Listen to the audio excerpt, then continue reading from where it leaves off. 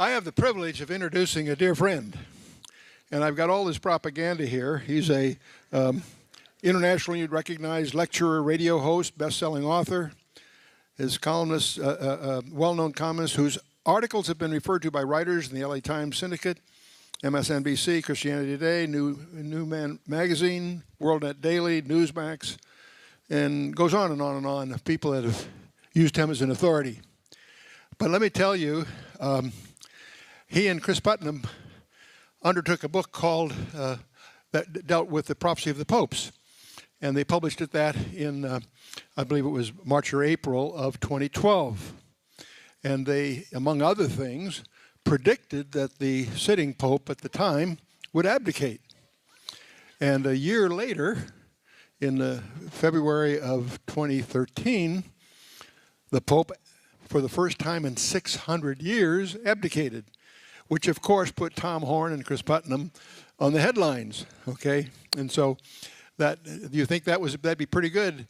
No, they had a book coming out last month, or a few months ago now, that I haven't talked to him about his ability to pick good titles. The title of his second book was called Exo-Vaticana.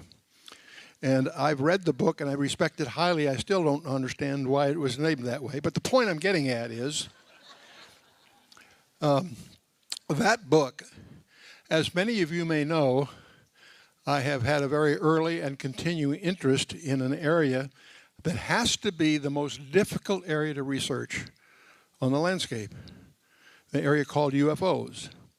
It's very difficult to research because most of the information there is nonsense and foolishness, some well-intended, some malicious.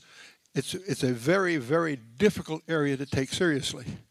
And yet, I've discovered that they did a book, he and Chris Putnam, that is unquestionably the most scholarly, most thorough, most competent development of that very difficult area. And among other things, it predicts it reveals that, of all things, the Vatican is openly preparing to receive an alien visitor. Now, if that doesn't disturb you, it should. You weren't listening, okay?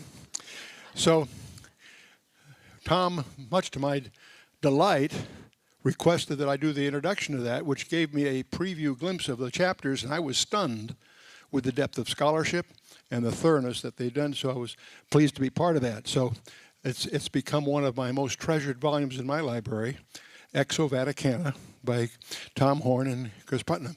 Now, he's done a number of other books he's well known for, of course. Apollyon Rising 2012. If you're interested in the occult, the Freemasons, that sort of thing, there's lots of nonsense around. It's a great book on that and related subjects. What he doesn't have on the list here, he has published a book called Zenith 2016, which is Apollyon Rising brought up to date. So he's modernized it, cleaned it up, added some things. And that's also become one of my favorite sources in an area that's very difficult to get competent insights into. The Freemasons being just an example of that. So you're going to hear from one of the guys that I respect more. I can't think of anyone I respect more highly in the publishing field, in the Christian publishing field, than Tom Horn. So that's as candidly and as strongly as I can express it. And oh, there you are. That's as good as it gets, Tom.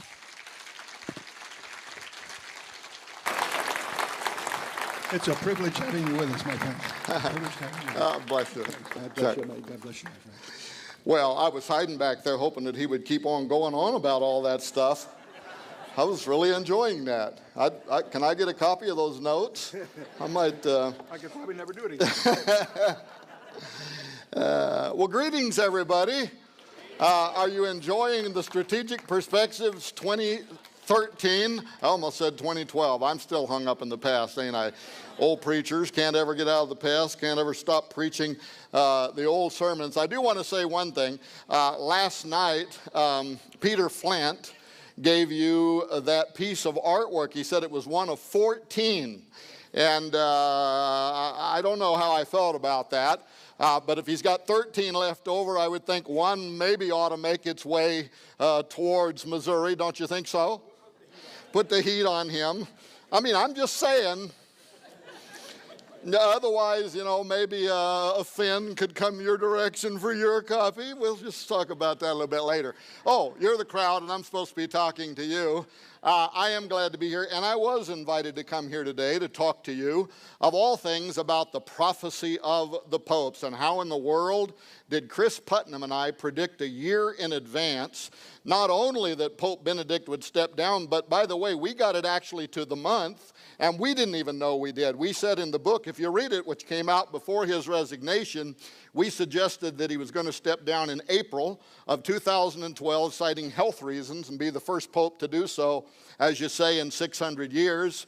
When April came and went, we thought, well, we missed the date, but the book's still important. But then when he did resign this year in February, the El Observatorio Romano, which is the official mouthpiece for the Vatican, gave an interview to the New York Times in which they said, well, really, he retired when he returned at the end of March 2012. He did it internally, made it official in April to the Curia, and we had actually got the month right. But there's another story if you read the book, because 61 years ago, a Catholic mystic prophesied exactly when Gloria Olivae, Pope Benedict, number 111 on the prophecy of the popes, would step down. 61 years in advance, he said it'll happen in April of 2012.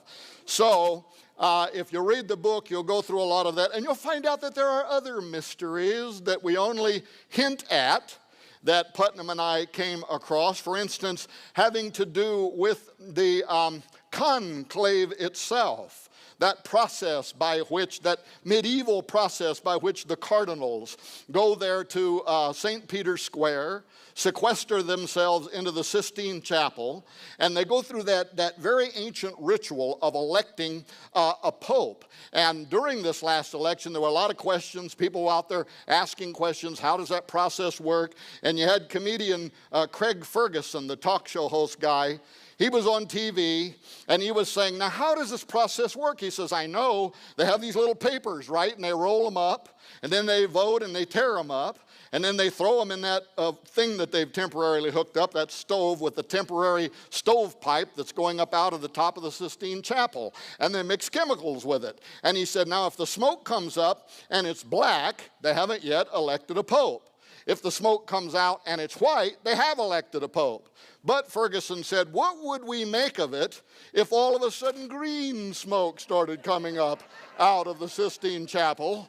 And Putnam and I put our heads together on that, rolled up little pieces of paper, green smoke. We determined that if that happened, that Willie Nelson had snuck into the Sistine Chapel, and they need to get him out of there, right?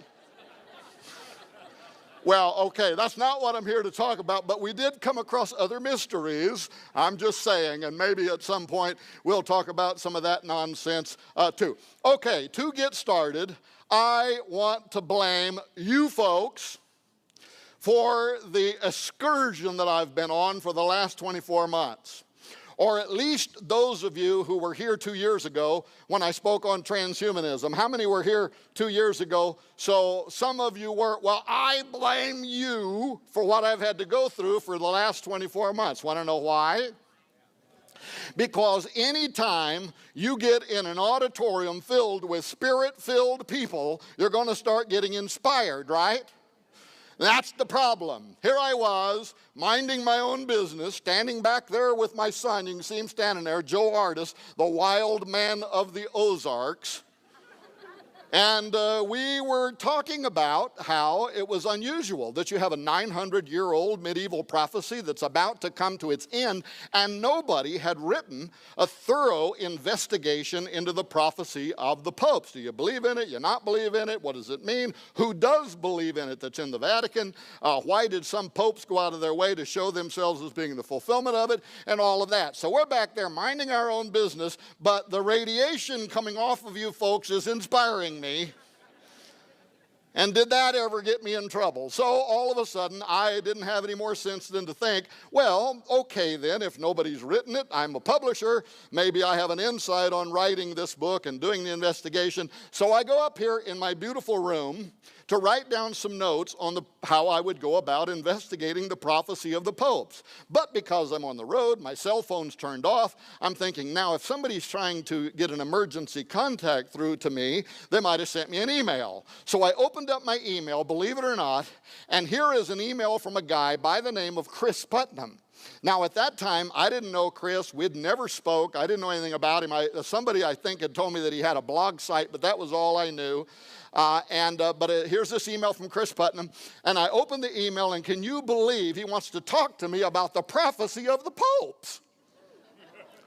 And to make a long story short, I can't give it to you blow by blow, but that set in motion what we believe to be a whole series of preternatural events leading up to the actual and accurate prediction. And I am not a prophet. This was all based on systematized approach, which you can read about if you have or will read that book. Oh, this film just came out. Joseph Farah produced this movie you see there on the screen, The Last Pope. This was produced by the same film company that made the Isaiah 9:10 judgment, which has been the #1 selling Christian faith film for a year and a half based on the Harbinger stuff that our friend Jonathan Cahn did.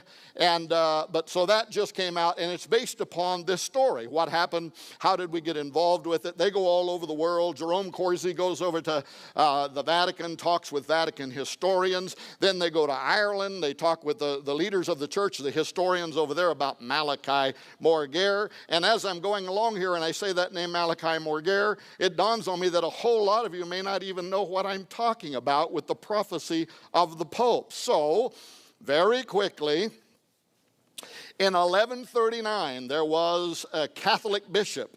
He was a very popular bishop. I got to stay right here. Boy, do I have a bad habit of walking away from the pulpit. And they got on me about it last time, and they warned me again. They said, there'll be a couple of blondes down there. They're incognito. You all know which ones they are. But if you walk away from the pulpit, they will mace you back into the position. It's hard to speak when you're living under such terrorism. Don't we have laws against this kind of stuff? For crying out loud. But so now it's in my head, right? I'm trying to think about what I want to talk about, but I start to go this way, and I can hear in the back of my mind, recalculating. Turn left at the crack.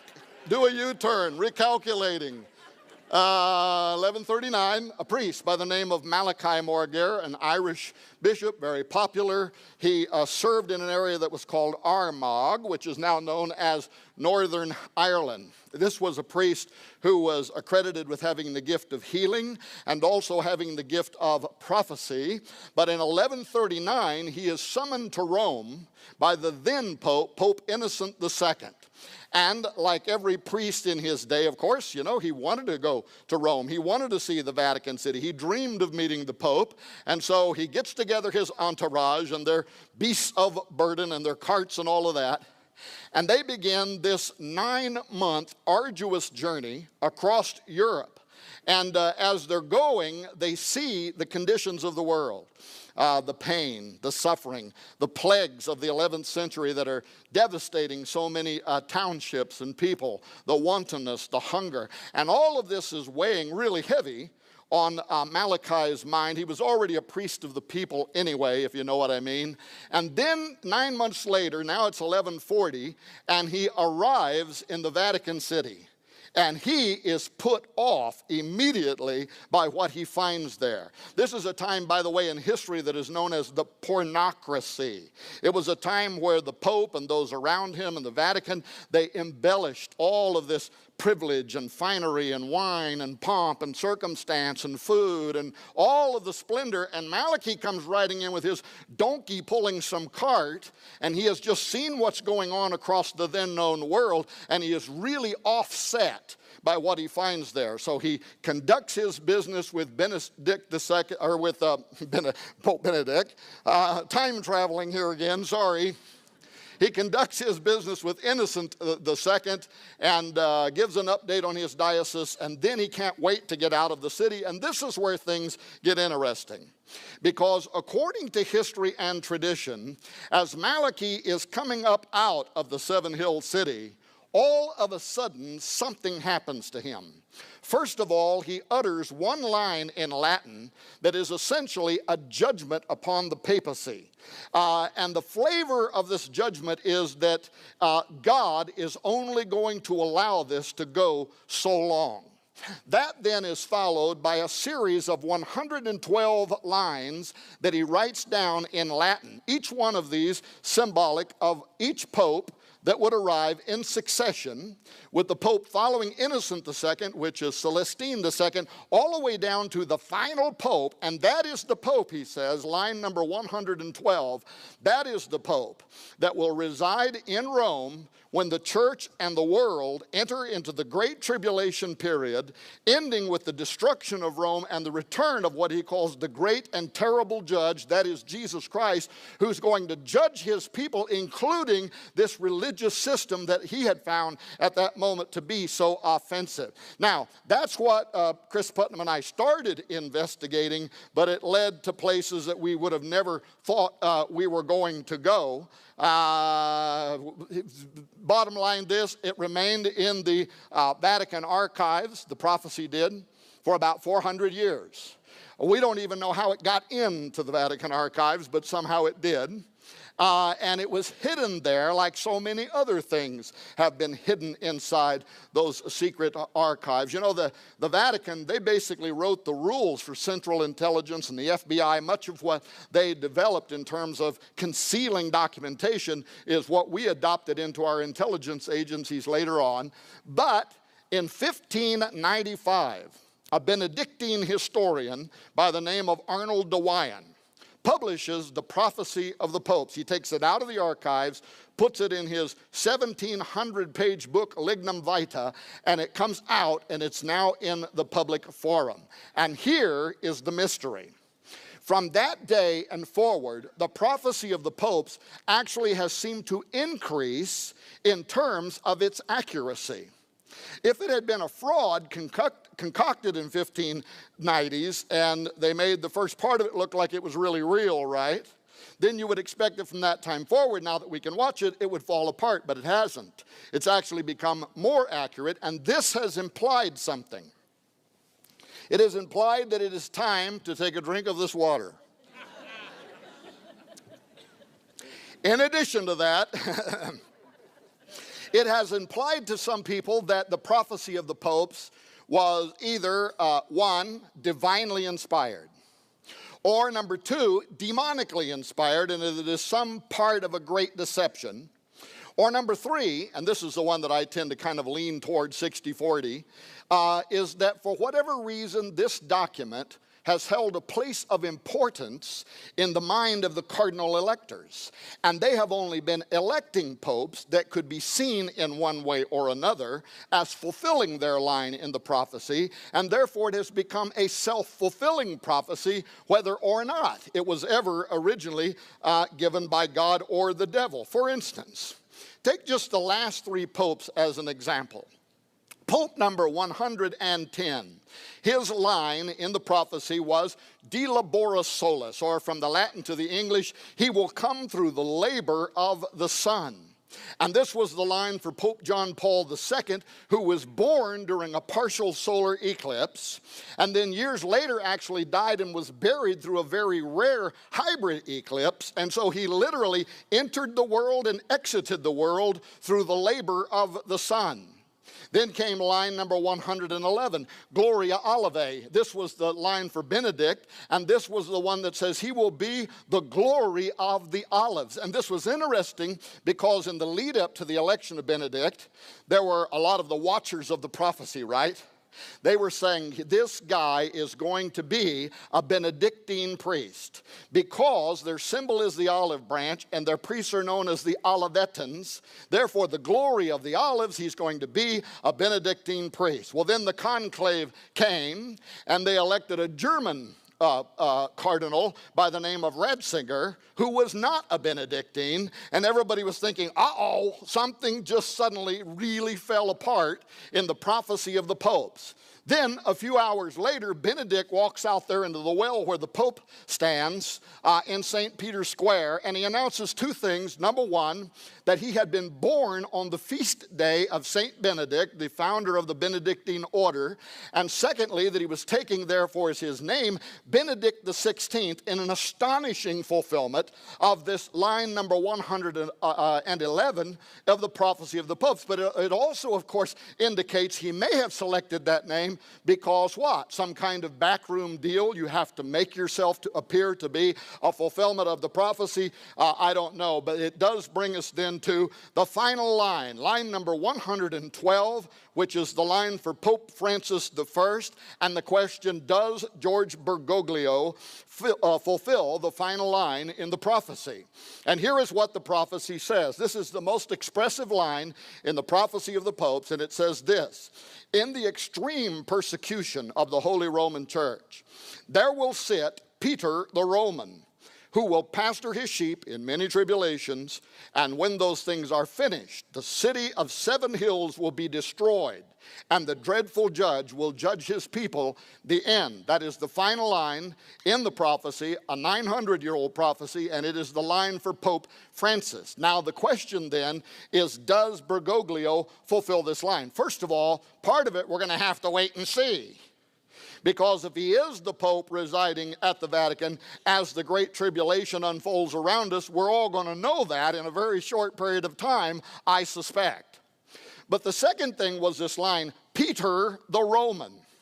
Because of that line, some of the people who were watching the prophecy, not the scholars who always had a different view on this, but many of the people in the public, they thought, okay, it's got to be a guy, right, who's going to have some part of his name is Peter. And if he's an Italian, or in the old language, a Roman, we're going to literally have a guy named Peter the Roman who becomes the next pope. And so people were watching that. They thought the current Secretary of State, Tarcisio Pietro Peter Bertone, who was an Italian, they thought, wow, if he becomes the Pope, I mean, run for the hills, right? Start crying for the rocks to fall on us because the man is here. And people were excited about it. Now, Chris Putnam and I are on TV shows a year in advance that you can watch on YouTube, in which we said it would be a mistake to lock yourself into that opinion for a couple of reasons. Number one, let me go back to this previous slide. It comes from understanding how the prophecy of the popes work, in that the prophecy never did pick a person's Christian name or a name that they were born with. In other words, John Paul II was not born De Labora Solis. Benedict was not born Gloria Olivae. The lines in the prophecy always tell us something about the character of the Pope, how he wants to model his pastorship or his papacy in Rome. And for that reason, many Catholic scholars especially had always said the final Pope will not have the name Peter. The title Peter the Roman is symbolic. And in fact, what several of them believed was he's called Peter because he is the consummation of the Petrine office, the office of Peter as it is known in Rome. See, if you understand Catholic belief, and some of you I'm sure are Catholic or were raised Catholic, but they believe that their very first pope was the Apostle Peter from the New Testament, and it is upon his throne that every pope in succession provides an unbroken line of leadership for Roman Catholicism, and therefore every pope is known. In fact, George Bergoglio is a Jesuit, and the Jesuits always refer to every pope as the latest Peter in the line. So many Catholic scholars believe that this is simply talking about the consummation of the office, the final line, the final Peter, if you will. But then the term the Roman becomes really interesting. Is it because he is of Italian descent? Both his mother and father are full-blooded Italians, so in that sense you could refer to them as Roman. But Catholic scholars wrote as many as decades ago that what it actually implies is that this will be a guy who will refascinate the world with the office of the papacy, who will refascinate the world with Roman Catholicism. And folks, if this guy has done anything, it has fascinated the world with the office of the Pope.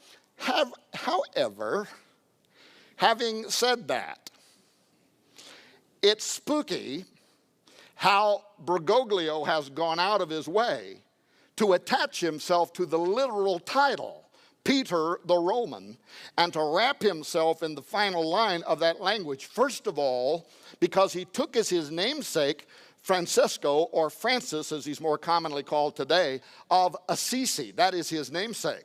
But Francis was born Giovanni and later changed his name to Francesco di Pietro, Peter de Bernardone, and as an Italian, his name literally translates Peter the Roman. When he chose him as his namesake, you could have knocked me and Chris Putnam over with a feather that he went out of his way to do that, but it gets even more intriguing. Know this.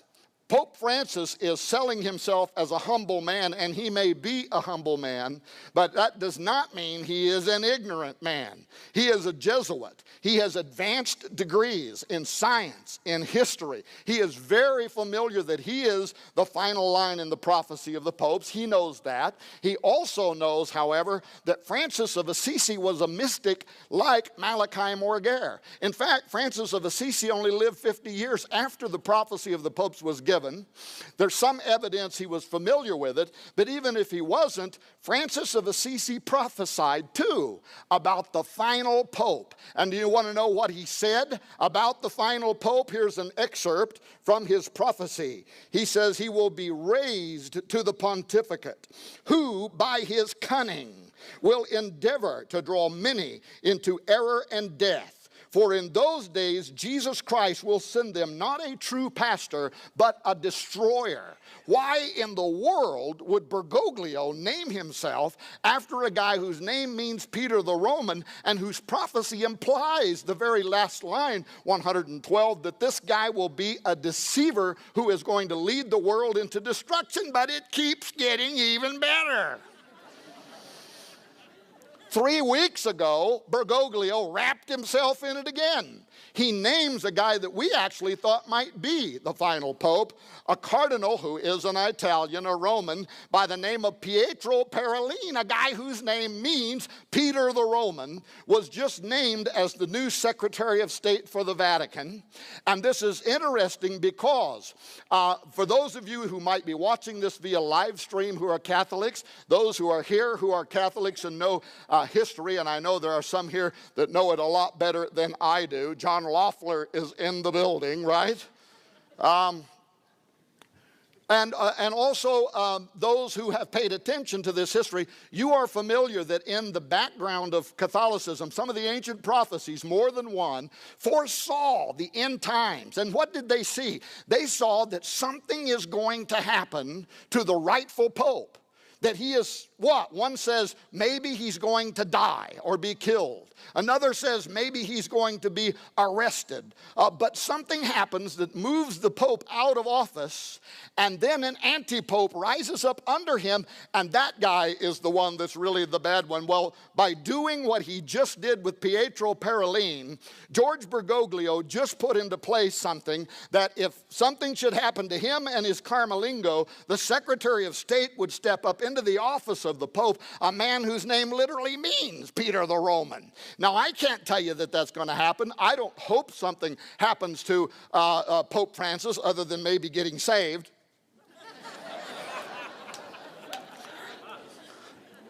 But there's some very weird stuff going on. Okay, I got to go what is it here? I've got 30 minutes left. As a Jesuit, Francis may be linked to something even more intriguing and that could connect him to end times prophecy as depicted in Chuck Missler's masterpiece, Alien Encounters, and the far humbler and recent Exo Vaticana, which basically stole Chuck's ideas and reframed them in our own language. But that is the subject, astrobiology. I say this because since publishing Petrus Romanus and Exo Vaticana, we learned that the new pope has a relationship with the members of the VORG, the Vatican Observatory Research Group. First of all, as a young adult, he earned a master's degree in chemistry from the University of Buenos Aires and had scientific ambitions prior to entering the Jesuit order, including studies in astrobiology, life on other planets. Secondly, when the current leader of the VORG, Jose Gabriel Funes, also from Argentina, entered the Jesuit order. One of his 3 examiners was Bergoglio. So now we have a relationship between George Bergoglio, Pope Francis, and the astronomers who you're going to find out some of the spooky stuff they're talking about here in a little bit. And thirdly, in a recent interview with the Catholic press, Funes says that this first Jesuit pope is soon going to turn his attention to issues like astrobiology, exactly as we predicted in the final chapter of Exo Vaticana. And folks, that is where stuff now finally starts getting very, very interesting, because of a couple of things that another famous Jesuit by the name of Malachi Martin had to say before he died. How many of you are familiar with Malachi Martin? Most of you are not. Very quickly, this guy was no Johnny-come-lately. He was an insider of insiders at the Vatican. He was a Jesuit. He worked for 3 popes. He was a formidable polyglot. He could speak 17 languages, translated numerous ancient and extinct languages. In fact, he worked for the Vatican in the Holy See, transcribing the Dead Sea Scrolls, part of which was being talked about last night, his work on those documents for the Vatican. He was a personal friend of Augustine B., who is one of the most famous Jesuits in history. He had access to the deepest secrets, including the final mysteries of Fatima, which he certainly implied were not released in 2000 when the Vatican said that they were. But in any case, he was a personal friend of the Pope's. At one point, he asked the Pope if he could have leave of his priestly duties. He moved to New York City, where he became a multi-time, best-selling New York Times writer of fiction and nonfiction, or his fiction he called faction, fiction based on fact. And if part of his fiction is based on fact, we only have, well, let's just say there was some very, very scary, naughty stuff going on in the Vatican.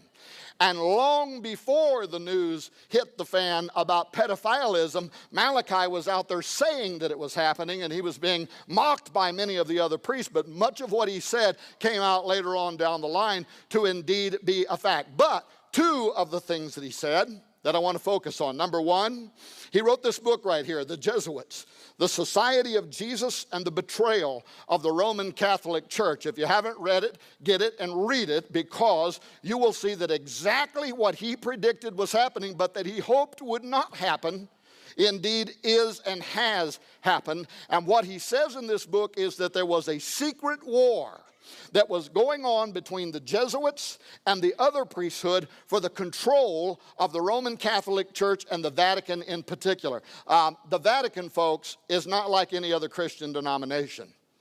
There are 90 ambassadors at any time parked there at the Vatican City. It has relationships, political and otherwise, with most of the major nations around the world. And according to Malachi, the Jesuits wanted to seize control of the Vatican. For what purpose? He said they want to use it as a machine that will give assistance to the rise of the new world order. And furthermore, he said they want to use it. They want to work in tandem with the coming of the Antichrist for the implementation of the objectives of the Antichrist.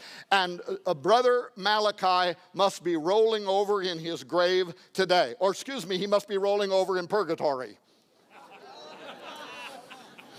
Because the first ever Jesuit was just elected as the Pope, and this war he was so concerned about evidently has just been won. But there's a more intriguing thing that he had to talk about, and that was what he said was going on with those Jesuits on the top of a mountain in southeastern Arizona. How many of you were aware that an hour away from Tucson, Arizona, there is an advanced telescope and an observatory group that literally forced their way onto the top of that mountain in Arizona, and part of it is owned by the Vatican? And when Art Bell in 1997 was interviewing Malachi Martin on the late night talk show Coast to Coast AM, he asked him, he said, Father, Why did the Vatican force themselves onto a top of a mountain in Arizona? And why is the Vatican so heavily invested in the study of deep space? And at the time, Malachi Martin's answer ignited a firestorm. Chuck, I know you'll remember what he said. He said, they're there on the top of that mountain observing the space. He said, because at the highest levels of Vatican governance and geopolitics, he said, they know what is approaching the earth and that it will be of the utmost importance in coming years. Now, he put about a decade time frame on that, and almost to the date a decade later in 2009, the Vatican abruptly called for an astrobiology study week. They had the Pontifical Academy of Sciences, the scientists for the Vatican, bring together 30 of the most powerful astronomers in the world, geologists, theoretical physicists, but they also brought in theologians, and that whole week, guess what they discussed? They discussed what will the impact be on faith, on religion, given the disclosure or the discovery of advanced extraterrestrial intelligence in the universe. 90 days later, the Royal Society, the oldest scientific body in the world, convened a meeting in the UK, January 2010, in which they invited experts from all over the world. And by the way, I even have their little thing right here in front of me for the discussion. This is what they brought them together for. And imagine this scientific body is 350 years old. They've never done this before, but 90 days after the Vatican, they came together to discuss, quote, the detection of extraterrestrial life and the consequences for science and society. And at the time, Lord Martin Rees, who was the head of the Royal Society and also the Astronomer Royal, the astronomer to the Queen, he said, sorry, I almost said gay on you there for a minute, but Homeland Security is on the way to the door. Shut us down. Hate speech. Now, what that did to my brain, I may never recover from. To discuss the detection of alien intelligence. Well, of course, following those two back-to-back meetings, media around the world were in a frenzy. They wanted to talk to some of those people. Why is the Vatican asking what the impact is going to be on faith and religion given the detection of extraterrestrial intelligence? And why are all of the members of the oldest science body in the world coming together to talk about the detection? And so the Vatican sent out Gabriel Jose Funes, the head of the Vatican Observatory Research Group, who immediately started lobbing these little softballs out there to the media. Oh, well, it's just in case, you know, the Vatican's made some mistakes in the past. We don't think we want any more, issues with trampling on scientific thought and blah, blah, blah, blah, blah, blah, blah. But then he starts saying some important things. As in, he says, however, the extraterrestrial is our brother. And furthermore, he said, it is not only not incompatible with Christianity to believe in extraterrestrial intelligence, but he said, if you do not believe in extraterrestrial intelligence, that is the heresy, because, he said, it puts limits on God's creative ability. And that began what has been a slow process over the last 3 years of what is kind of a developing scheme, if you will, in theological arguments at the Vatican. But keep this in mind, some of these are Opus Dei level theologians who write theology for the Pope's University in Rome, and when you see some of the stuff they're writing right now, it'll put cold chills down your spine. But then he said something I had to just take, I thought, how could he possibly know this, Chuck? He says that extraterrestrial intelligence discovery will not challenge the authority of the Roman Catholic Church. How could you know that? Right? Unless you've made some kind of Mephistophelian bargain, some Faustian deal with some power that you happen to think is an extraterrestrial intelligence, how could you already know it's not going to challenge the authority of the Roman Catholic Church? That is a very mysterious statement, but maybe he knew a little something about what another priest was saying. And this guy was no Johnny-come-lately either. Monsignor Caroldo Balducci. He was the official spokesperson for the Vatican on the subject of UFOs and aliens. And he died about 3 years ago under mysterious circumstances. Just before he died, he was out there on Italian television. He partook in a documentary that was made here in the U.S. And guess what he was saying? He was saying the aliens exist and they are here now. As an exorcist for the church, he said they're not angels and they're not demons. These are advanced people, if you will, and they are morally superior to us. This is an argument that they continue to make, and they're becoming more and more adamant about it, that what we know about ourselves is that we are fallen, right? But we not necessarily assume the same thing about our space brethren, and if they're unfallen, they're closer to God than we are. Therefore, they have a better understanding of the gospel and of the Godhead and of the nature of God. And when they started out 3 years ago, Funes was saying, I'd like to baptize an alien into the Catholic faith. Well, that's not what they're saying today. What they're saying is they are coming here and they're going to baptize us into their faith, and it is going to require us to make changes to our knowledge, to our understanding of the gospel. In fact, some of their deepest theologians have said perhaps everything we think we know about the gospel is going to have to be thrown out. But guess what else Balducci said? He said not only is the Vatican aware of the alien presence that's already on earth now, and this just before he died, he said they are using their embassies from around the world to gather information on the alien presence and their agenda. Might have been an oops moment because he didn't live much longer after that, but the Vatican has never came out and retracted those statements. They've never taken objection to them. They have simply left them out there. Got to go very quickly. In more recent years, I took another drink of water. In more recent years, the Jesuits associated with Mount Graham have become even more outspoken on the alien reality and agenda, as I was just talking about. Now, how Chris Putnam and I became aware of this. So we're out there and we're doing shows on Petrus Romanus. And inevitably, when we were on these talk shows, the radio call-in talk shows, people would be calling in and they'd be asking us, oh yeah, okay, but what do you make of the Vatican ET connection? And because we wanted to be able to provide a qualified answer and not just come across, as a couple of evangelicals out there taking these Catholic guys, taking their words out of context, we wanted to go to the horse's mouth. Or we wanted to go to the Catholic horse's mouth. You know there's Catholic horses, don't you? There is. New York, other places, they have them great big churches, and every year they bring in all the animals. How many of you know what I'm saying is true? And they sanctify them and they dedicate them to the Catholic faith. Now, just to be sure, so that we don't get a conspiracy started after this, some of you know that my wife has 28 horses.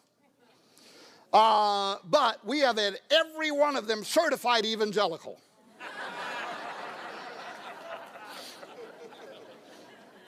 Not caught one of them praying with a rosary. Yeah, I'm sorry. We wanted to go to the horse's mouth, and we knew, brother, that this was like a dream, right? The best way to do this would be if somehow, some way, we could get up to the top of Mount Graham in Arizona and talk to the astronomers there. Now that was a big maybe, right? You don't just drive up to the top of Mount Graham and jump out and say, I'm here to see the aliens. It's fenced off, way down off the mountain, signs in all kinds of languages talking about the horrific things that will happen to you if you climb over the fence and try to go up there. So I found out that if I was going to have any chance, I had to negotiate this through the Arizona State University. That's a story all by itself, but I was successful in doing that. And if you read the book Exo Vaticana, the young people have told me, man, they just love that first chapter. They say it's like an Indiana Jones scene, right? How we went up that mountain. But I don't have time to tell you that story. Just in the back of your mind as I'm talking, just be humming, dun, dun, dun, dun, dun, dun. But that's where we went, to the top of the mountain.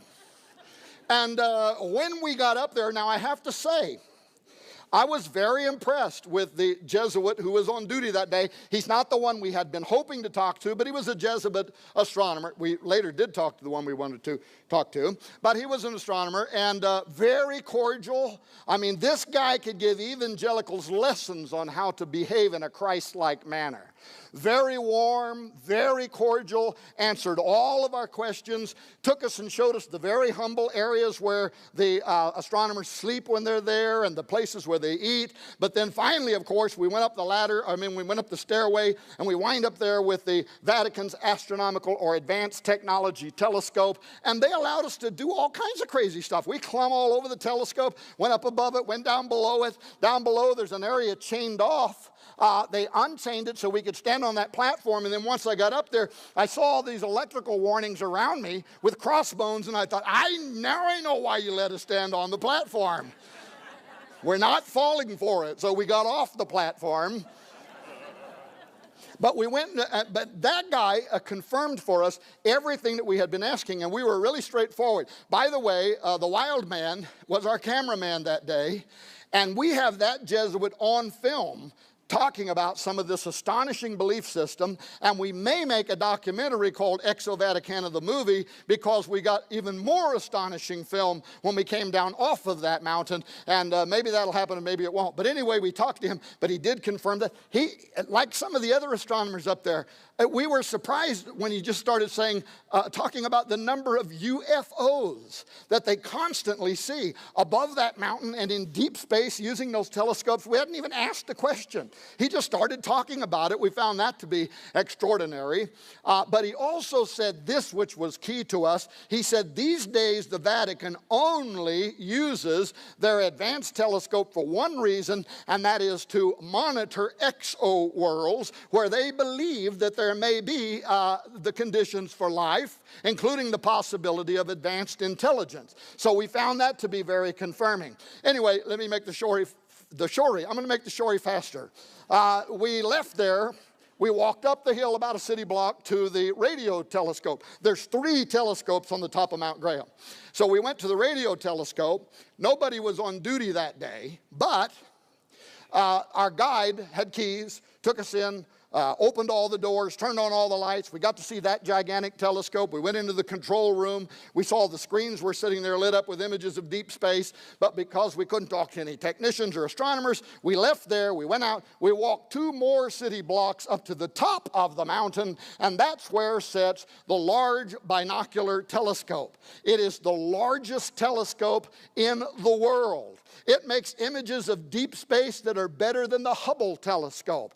It's got these giant twin mirrors, and that place was packed. People in the lunchroom, people walking all over the place, a whole bunch of astronomers from Germany making adjustments to the large telescope. I don't even know how many stories high this thing is. We kept riding elevators to different floors. We're just going up, up, up, up, up, and each stage of the way, the systems engineer who they gave us, and by the way, he spent the entire day with us. We were his only mission the whole day. We were just surprised by that. Very educated guy, lead engineer for the Large Binocular Telescope. But if you watch the book trailer for Exo-Vaticana, you'll see a scene in there where we are way up on this platform, way up over the top of the Large Binocular Telescope looking down, and you'll see the systems engineer take a laser pointer, and he points down between the 2 twin mirrors. He points down to this red device, this big red device in the middle, and he says, this is the Lucifer device. And yes, that is exactly what it really is called. It's an acronym, L-U-C-I-F-E-R. It is a piece of infrared technology that they, the Catholics, whoever else want to be able to use that device, that they use that infrared, can see deeper into space. It can see fainter objects. It can see into areas of the light spectrum that other telescopes and your natural eyesight cannot see into. In fact, if you go to YouTube and type in infrared UFO, you'll see some of the most astonishing deep space UFOs ever captured on film that were picked up with infrared when other telescopes looking at the same part of space at the same time didn't see anything whatsoever. They're invisible to the human eye, but they can see them with the Lucifer device. Okay, now, so we did all that, and now we're going to come down off the mountain. And brother, do we got so many notes. We're thinking, where is Chuck Missler when you need him? We gotta put all this stuff together, right? But we didn't know we had only started the learning process. We come down off the mountain. We knew that the indigenous people, especially the Apache Indians, but all of the Indian tribes in Arizona, had been opposed to the Vatican going up onto the top of that mountain to build a telescope. In fact, they had joined environmentalists or got environmentalists to join them, and they filed a lawsuit to try to stop them from going up there. But somebody from the Vatican must have been really deep in the back pocket of the governor, because they did an end run around environmental law and basically by fiat declared they were going to allow the Vatican to join NASA to go up there. And by the way, at the time, dear sister, look at that. It's a little portable Catholic blessing clause.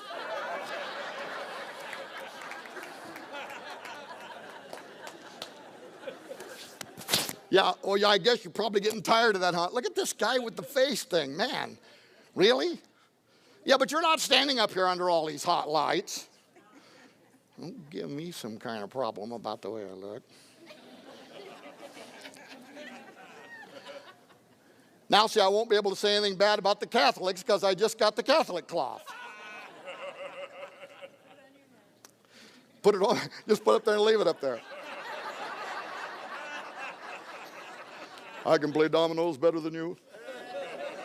Well, hey, what we found out was astonishing. And Chuck, I don't know if you even knew this, but we found, because what we thought was, okay, the Indians are fighting the cowboys there, the Catholic cowboys. They don't want them to go up onto the top of that mountain, probably because it's sacred ground, right? Like their elders lived and died there for hundreds of years and hunted on the mountain, and probably some of their bones are on the mountain, and it's sacred ground. And no, that was not the deal. Now, that might be true, but that's not why they did not want them up there. The Apache Indian did not want the Catholic Church going up there because Mount Graham is one of 4 of the most holiest mountains in the world to all American Indians, and it is because that mountain for them is what we would call in modern lingo a stargate. It is a portal. They believe that the top of that mountain represents a gateway through which other dimensional entities enter into and exit from this world. Now we were wondering in real conspiratorial tones, why the Vatican? Of all mountains, why did they fight to get to the top of that mountain? Once we came into that history, everything started kind of slowly changing in our suspicions about why they wanted to go up there. Oh, and let me add one more thing. For those who may think that that is just an Apache Indian idea, this idea that there could be specific locations on Earth that are areas, let's say, that are specifically gateways. They are geographic locations where doorways can open and close. Now, I'm not dogmatic about this, but I will tell you there is a lot of reasons, in my opinion, and I'm not the theologian Missler is, and you got to know if I'm wrong later, he's just going to slap me upside the head and say, boy, don't ever do that again. There are a lot of reasons in the Bible to believe there could be something to this. Note that Moses had to go to the top of Mount Sinai there to meet with God. Note that when Jesus returns, his feet touches the top of the Mount of Olives, and he descends down from that point. Note in the apocryphal book of Enoch, which is still in some versions of the Bible, that in the days of Jared, Noah's great-grandfather, 200 powerful angels known as the Watchers came down onto Mount Hermon, and from the top of Hermon walked down into the valley of the plain. And the language around that mountain means the forbidden place. And years later, Jesus is talking to his disciples and in Caesarea Philippi, and I think he turns and he looks towards Mount Hermon because he's right in that area, and that is where the Greeks at that time had built this dedicatory, if you will, to the horned demon Pan. And Jesus, that's right where he says, the gates of hell shall not prevail against my church. Now leap forward, Genesis 28, Jacob's ladder. And what happens with Jacob in his night vision of his ladder? He wakes up the next morning. He has seen angels ascending and descending from a very specific location, and it scares the thunder out of him. He gets the oil out and starts anointing the whole place. But what does Genesis 28 says that he says? He says, there is a gate here to the house of God. An opening where he saw angels ascending and descending. You could get an even more interesting feasibility from Genesis chapter 10. Cush begat Nimrod, and Nimrod began to be a mighty. And this is the Hebrew word Gibborim, who many people believe are the offspring of the Watchers and the Nephilim. It literally can read in the Hebrew, Nimrod began to be a Gibborim, or a mighty man. Now, again, I'm not dogmatic, but if that implies something began happening to him, his genetics begin changing, or somehow he begins becoming an offspring of the Watchers and angels, well, then maybe his eyes were open, because in the very next chapter, what does he do? It says that he goes to build a tower whose top will reach into Shamayim, the dwelling place of God. And many ancient Jewish writers of that legend say that he literally could see into the throne room of God and went there to build a tower to lead the armies of the earth up to challenge God. And God came down and saw what they were going to do and said, it will not be restrained from them what they have imagined to do. And what did they imagine to do? To build a tower whose top would reach into Shamayim. Okay, now I might be making a lot out of nothing, and it could be that none of that implies that there are specific locations on the earth that are entry and exit ways, but that is definitely what the Apache Indian believe about Mount Graham. And furthermore, when you look into their creation mythos, you know what they saw? They speak, this is the ancient creation theory from the Apache Indians. They say in the time before time, a large silvery disc descended down over the mountain. And in the disc was a bearded man. He was the creator. And they say he began to create everything that is upon the earth. Soon after, they say, another man came through the portal, but they say he wasn't really a man. They say he was a dragon, and he began to deceive the populations of the world. Then they say other weird owl-like men started coming through the portal. And when you look at their drawings, it looks like the alien grays are coming through something. Then they say giants, Nephilim, start coming through the portal. And they start spreading out across the ancient Arizona Badlands. And they're killing the Indians, and they're raping and pillaging. And the Indians run into the tunnel or the caves, and they start crying to God, whoever God is, save us. And in their legend, it says that the sun god destroyed the giants and saved them. And that's why down there around Phoenix, it's called the Valley of the Sun. Now, of course, the sun also shines there, because I grew up there, and it'll cook your kitten in a little while, right? But it really goes back to that Indian folklore. So do the superstitious mountains. Superstitious mountains are named the way they are because of what they saw. What am I doing? The microphone. It always does. I have the strangest ears. They probably were wonderful when I was born. There we go. And then I got ran over by a car. I did. And it tore them off. And they sewed them back on. Stupid sewers. And ever since then, nobody can keep a headset on me. Really. And pretty soon I'm usually just pulling it off and I'm holding it like this as I'm walking around talking. Spock, I'm not. I don't have the right ears for doing this kind of business. Well, in any case, that is what they believe about Mount Graham, and that's why they didn't want them going up there. I'm almost out of time, so let me do this real quickly. After our visit to Vat, another thing that was really important was I got a hold of Brother Guy Consolmagno. Now, Consolmagno is a very important astronomer for the church, one of their leading astronomers.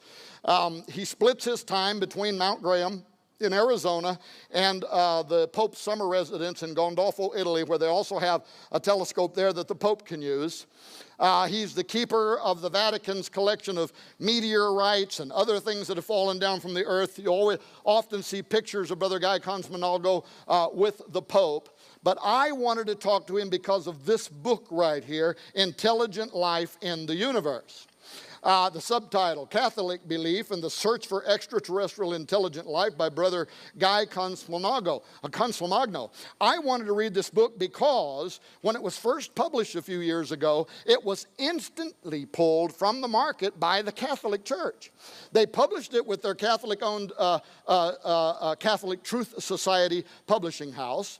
I made an order. I never got my order. I kept making orders. I couldn't get any orders. Before I know it, they've put it out of print, and it even appeared that they had went about and made a concerted effort to get every copy that had been sold and to pull it from the market.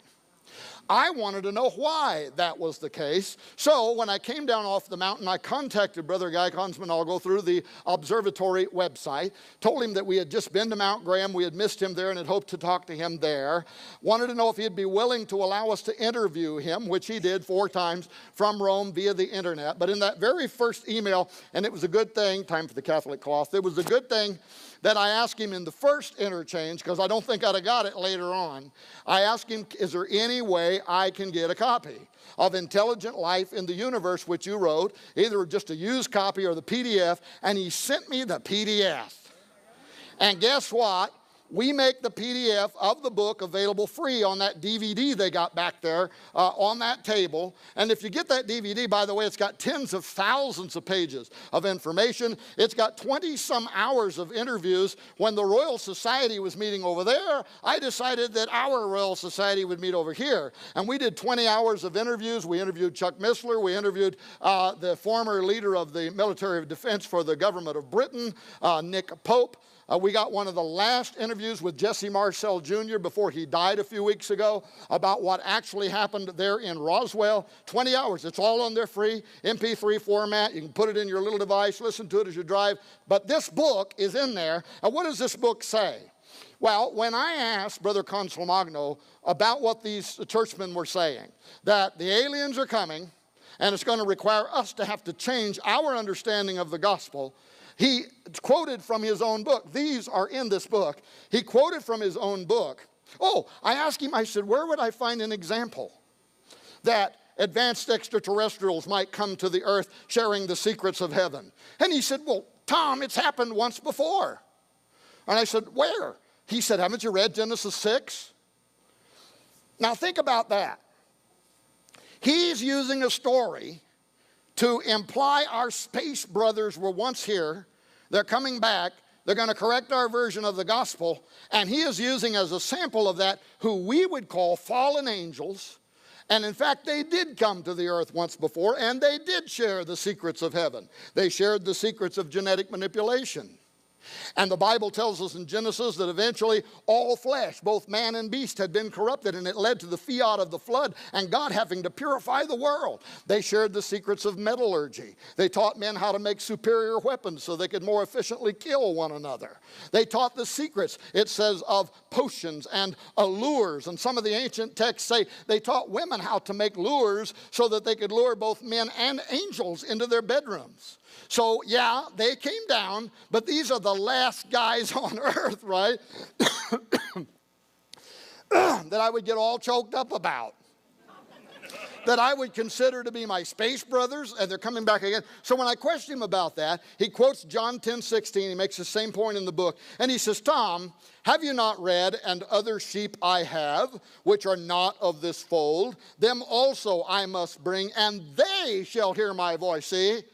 They listen to God better than we do. And there shall be one fold. They're coming with me. And when we come, there will be one shepherd, and we're all going to become one fold. But he then uses this to again quote from his own book, in that he says, perhaps it is not so far-fetched to see the second person of the Trinity, the Word, talking about Jesus, who was present in the beginning, John 1:1, coming to lay down his life and to take it up again, John 10:18. Look at this. Not only as the Son of Man. Now he's talking about aliens here. That's all we're talking about. As the Son of Man, but also as a child of these other races. And here's the email I sent back to him. I said, Brother Cosmonalgo, really? Do Vatican scholars actually believe that Jesus might have been the star child of an alien race? Do you and other Jesuits secretly hold that the virgin birth was in reality an abduction scenario in which Mary was impregnated by E.T., giving birth to the hybrid Jesus? And he would not answer that question, but in fact, that is exactly what he says. Well, bottom line, during our investigation, we compiled... What? Oh. It might have been painted by a famous Franciscan, but probably not. We compiled it. If you read the book, you'll see an extraordinary number of additional documents written by Jesuits and Opus Dei level church theologians that are now arguing in favor of, number one, advanced ETIs exist and are more likely superior than men. Number two, therefore, they will be evangelizing us. And number three, we are going to need to change our theology. Here's a quick example. Can I have 5 extra minutes? A quick example, Father Giuseppe Tenzellaniti, an Opus Dei theologian of the Pontifical University of the Holy Cross in Rome, in other words, the Pope's university, argues how such and this entire paper, which is a very large theological dissertation by him, is also on the free DVD. But he makes this argument how a contact with spiritual ETs is not going to immediately oblige the Christians to renounce their faith in God simply on the basis of the reception of new, unexpected information of a religious character from extraterrestrial civilizations, but that such a renunciation could come soon after as the new religious content originating from outside the earth is confirmed as reasonable and credible. How in the world would you confirm alien information as reasonable and credible? Again, it goes back to, I think they have a deal with somebody. But in any case, once the trustworthiness of the information has been verified, the believer would have to reconcile such new information with the truth that he or she already knows and believes on the basis of the revelation of the one and triune God, conducting a rereading of the gospel inclusive of the new data. Well, I think the Bible has some intriguing things to say about all this too. Very quickly, the Antichrist will appear with all lying signs and wonders, 2 Thessalonians 2:9. Secondly, his coming will be marked by fearful sights and great signs from heaven, Luke 21:11. Also, don't forget the Bible tells us that men's heart will fail them for fear, for seeing those things that are coming upon the earth.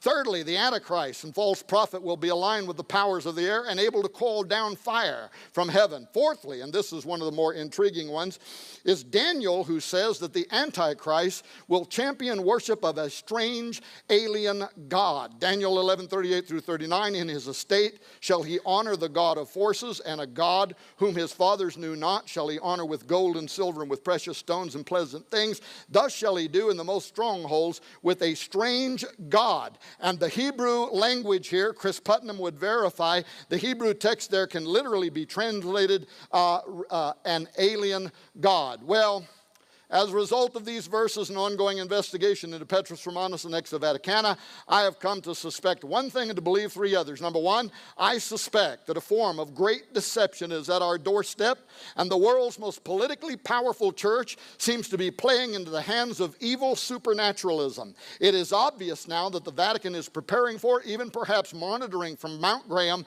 the approaching of an alien savior. I suspect that. But I believe that much of the UFO and especially alien abduction phenomenon is demonic, part of a great setup, the likes of which the world is unprepared for, and that could overwhelm the average person's senses in the not too distant future. You'll notice there it says, read short statement I prepared. I'm not going to read it. Number 3, but great deception is coming. And ye, brethren, are not in darkness, that that day should overtake you as a thief. Somebody say amen. Amen. And finally, I believe the entire world is soon going to witness the power of Christ over the deceptive ones, as it describes the near future seen in Revelation 9:11-21. And I saw heaven opened, and behold, a white horse, and he that sat on him was called Faithful and True. And in righteousness he doth judge and make war. His eyes were as a flame of fire, and on his head were many crowns. And he had a name written that no man knew but he himself. And he was clothed with a vesture dipped in blood. And his name is called the Word of God. And the armies which were in heaven followed upon him in white horses. Nita, make sure they're evangelical. You can read the rest for yourself. Ladies and gentlemen, thank you so very much for allowing me to come here today and to talk to you once again.